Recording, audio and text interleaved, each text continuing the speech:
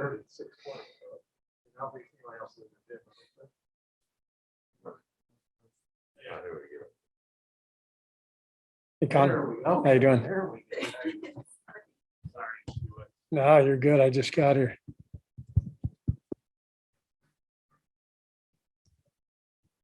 Steve, we got the injury report with the players who are in health and safety protocols. Let's start with Draymond. If he has to miss, I know the league switched the rules a little bit today, but if he has to miss a stretch, how many different ways does that impact everything you guys do? Well, he's one of the best players in the league, so he impacts everything we do at both ends of the floor, and so it's a huge loss. But we've got a really deep team. We've got a lot of guys who have taken advantage of opportunities this year, and that's what I expect to happen, over the next few games, however long Draymond is out. Have you been able to talk to him? How's he doing? He's doing fine. He said very mild symptoms and he's in good spirits. He's just disappointed, obviously, the way things are going, the way he's playing. But big picture, this is a bump in the road, and the whole league is going through it. The good news is Draymond and really everybody who's gone through this in our organization, it seems to be going pretty well and pretty mild symptoms and all that. So that's the good news. We just have to get through it. We talked about it a lot in the last couple of weeks, but specifically with so many Phoenix people going into the protocols, is there any more fear, I guess, of people picking this thing up now in the next couple of days? I think there's fear all over the country for everybody, whether you're in the NBA or not.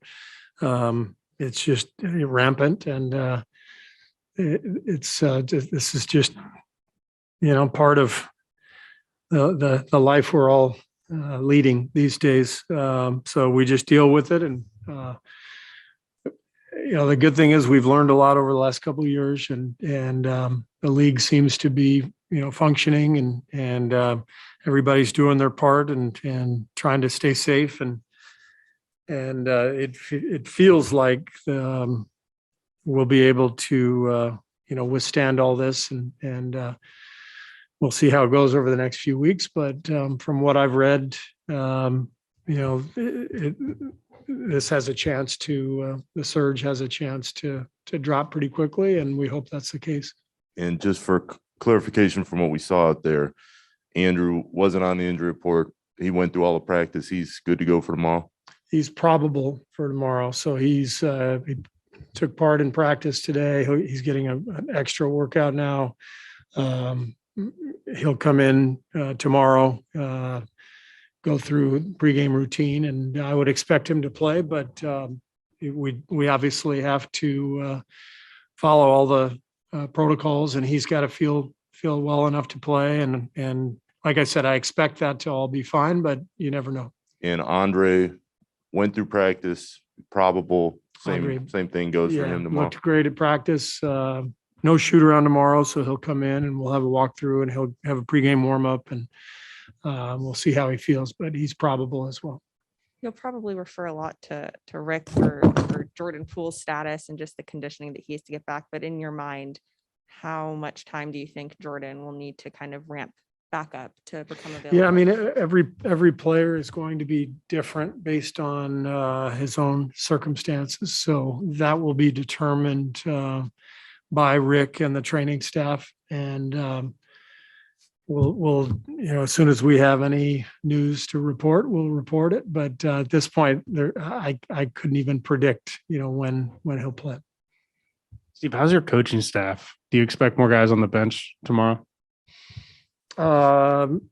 No coaches are in. No more coaches are in protocol. So I expect Kenny to be on the bench again because Kenny. With the knee, he's not going to travel, but he is going to coach home games for now. And hopefully within the next 2 weeks or so, Kenny will be back full time. And then, everybody who coached in Phoenix will be available. I can't even believe we're having this conversation. It's just, all my coaches are available. Never said that before, but so the guys who are in, the protocol, I've talked to all of them and they're doing fine, and anxious to get them all back. What have you thought about how Kenny has navigated the past couple months, given his situation? Has he still, managed to be pretty impactful despite not being on the hugely impactful. I talk to Kenny every single day. We text a lot. He shares a lot of data, shares a lot of ideas. I feel bad for him just because he loves this so much. He's so passionate about the game and about coaching and development. He loves being on the floor with the guys. So this has been really tough for him, but he's still watching film with individual players, and he's now back out on the court working with them. And it's been great to have him around now the last week or two. And his absence was felt for sure. And it's exciting to be getting him back on the bench.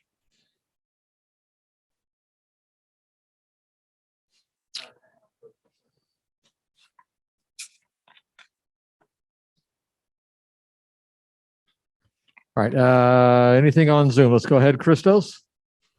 Hello, coach. Hope you're doing well. What did you see on bench players' development so far in this season? Bench has been great. The